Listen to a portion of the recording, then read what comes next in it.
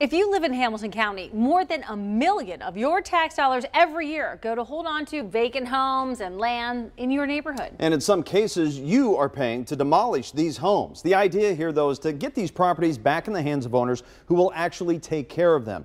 The I-Team discovered for contractors looking to save them, the process isn't practical. It was slated for demolition, and we told them to stop. We got it at the last minute. 6309 Chandler Street in Madisonville. Joe Blay and his crew are giving new life to a home here that was almost lost. Rain was coming through the foyer and through the back. The property owner at the time, the Hamilton County Land Reutilization Corporation, also known as the Land Bank.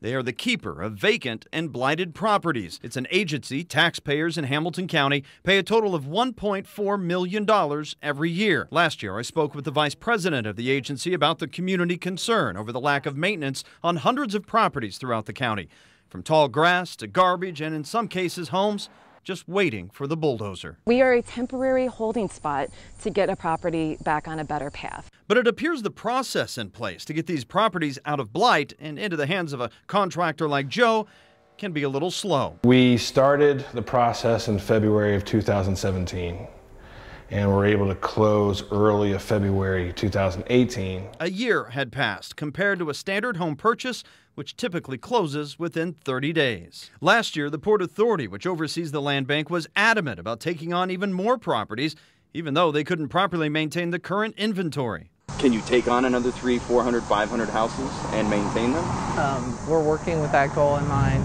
During our visits this year, we found properties that didn't look as if anything was ever touched after our previous report, while other properties were mowed, but had windows broken out and were in pretty bad shape. Since January of this year, the land bank has taken on 148 additional properties, with a current total of 850. We would, like to see them only acquire what they can handle. Laura Hamilton is president of the West Price Hill Community Council. She has concern the land bank is over their head. Just to give away money to have land lay fallow for months and even years, and there's really no tax coming in on any of it, there's no jobs being created, and it's doing absolutely nothing to benefit the community.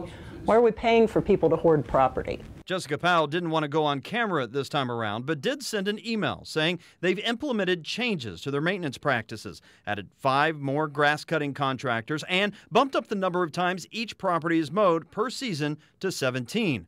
Joe says he wants to help bring life back into these old homes and is already focused on finding the next house to rebuild. I'm looking, and in fact, the land bank is one of my options, but I'm not focusing in on the land bank just because it took so long. The bottom line, Joe says the land bank has to figure out a way to streamline the buying process. Then it becomes a real viable entity for developers. But if you've got a developer can't wait a year. Now, the land bank, just like every other property owner, must comply with the rules, the ordinance, right? Just as a homeowner gets fined for having tall grass or debris piled up, so does the land bank.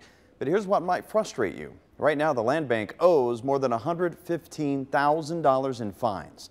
To find out why they won't ever pay a single penny, head on over to WCPO.com and read Paula Christian's story.